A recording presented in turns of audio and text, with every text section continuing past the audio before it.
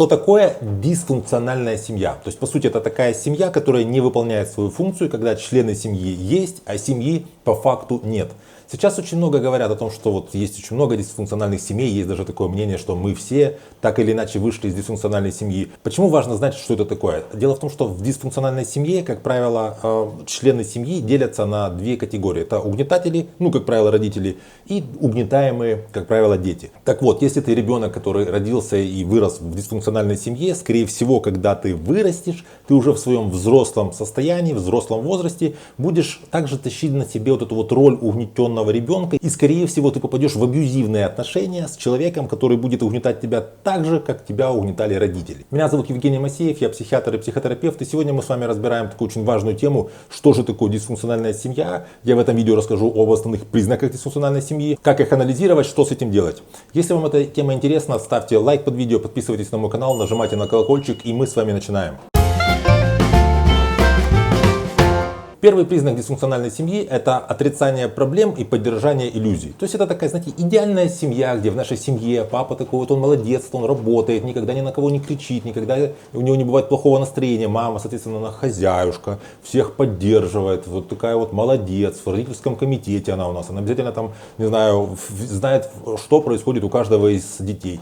Дети, в свою очередь, они просто отличники, не знаю, с идеальным поведением, послушные, удобные, совершенно, так сказать, всегда выглаженные, почищенные. То есть проблем в семье никаких нет. И есть очень много иллюзий, что это вот идеальная семья, такая прям как вот с картинки, прямо с рекламы майонеза. Второй признак дисфункциональной семьи – это вакуум интимности. Это означает, что в этой семье просто не положено, чтобы была какая-то интимность между членами этой семьи, потому что это воспринимается остальной семьей, другими членами, как, вроде как какая-то дружба против них.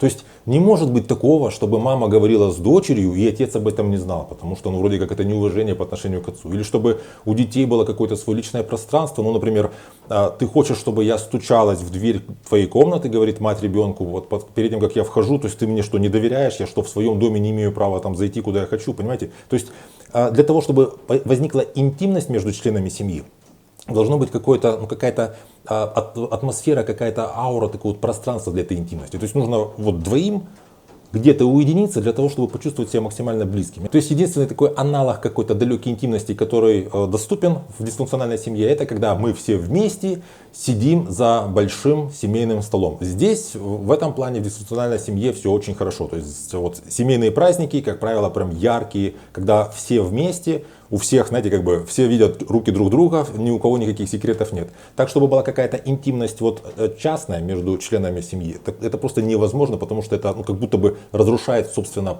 правила и основы этой дисфункциональной семьи. Следующее – замороженные правила и роли. Грубо говоря, если папа, скажем, такой вот работяга такой, постоянно он мученически работает, он не имеет права на отдых. И вот тут папа постоянно такой вот, он уставший, много работает, скажем, пускай много зарабатывает, но всегда он какой-то уставший, у него вид какой-то болезненный, ему всегда не до детей. Дети, опять же, если они отличники, если они такие вот послушные, они не имеют права показать какое-то непокорство, они не имеют права как-то проявить какое-то особое мнение, потому что ты получается, как будто бы выходишь за рамки своей роли. То есть семья очень не гибкая, и в отличие от обычной здоровой семьи, там где дети растут, их роли меняются, отношения с родителями тоже они как-то вот эволюционно меняются. В дисфункциональной семье вот оно как-то как сложилось, и так оно очень косно, знаете, как загипсовано, так вот и сохраняется. Конфликтные взаимоотношения, вот это интересно.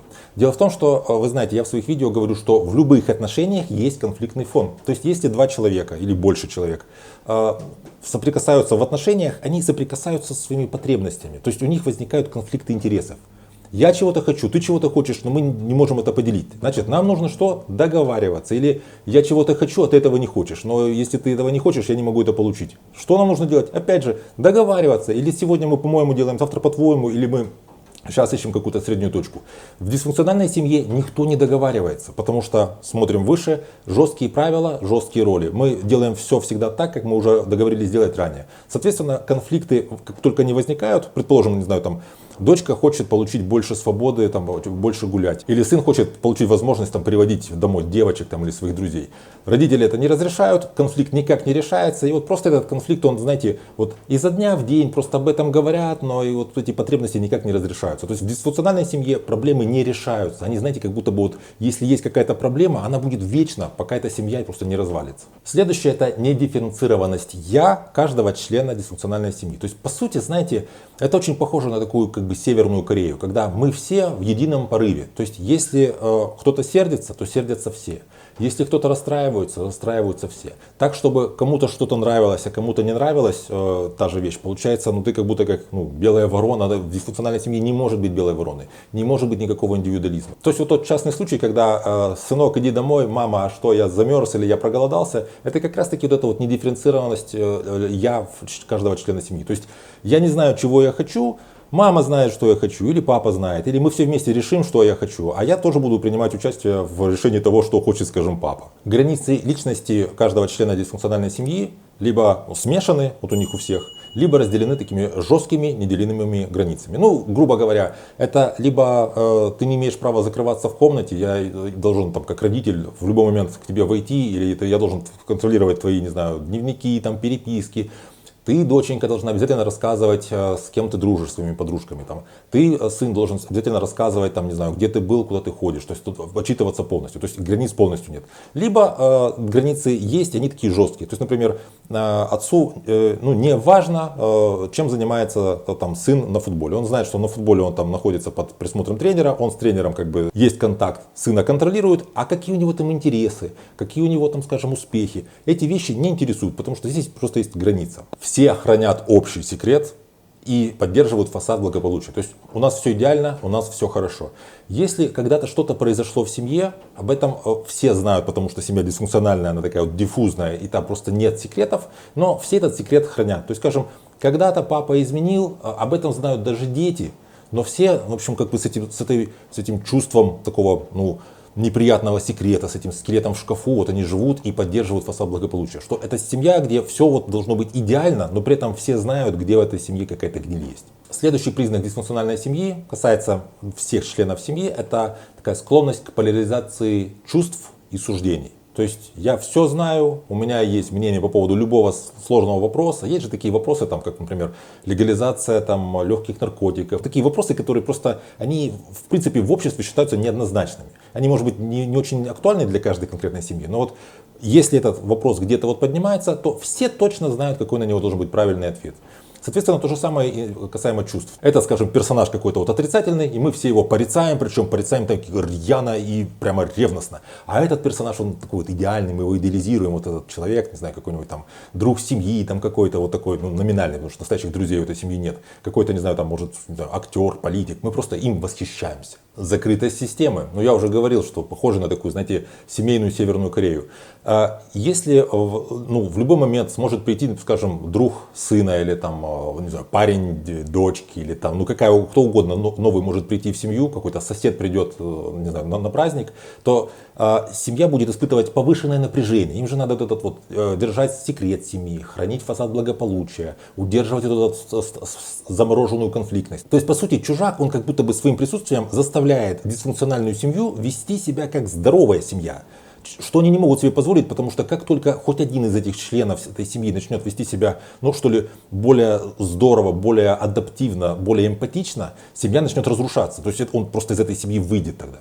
Абсолютизация воли и контроля. То есть надо, значит надо. Раз папа сказал, значит папа знает, как нужно. Если мама собирается что-то делать, все должны делать. Если мы идем, я не знаю, что-то копать картошку или ловить рыбу, все идем, неважно. Болен, не болен, рано встали, неважно. То есть такой опять же, по сути, тоталитаризм, связанный с тем, что если мы постоянно будем насаждать волю и этой воле подчиняться, то как будто бы нам легче сохраняться в этой дисфункциональной семье, нам легче сохранять эти наши правила. К сожалению, многие из вас могли узнать какие-то из этих пунктов и как-то понять, что в их семье они присутствовали. Это не означает, что ваша родительская семья, то есть семья, где вы были ребенком, она обязательно полностью дисфункциональная. Но какие-то такие особенности, они так или иначе в любой семье присутствуют. Что же делать?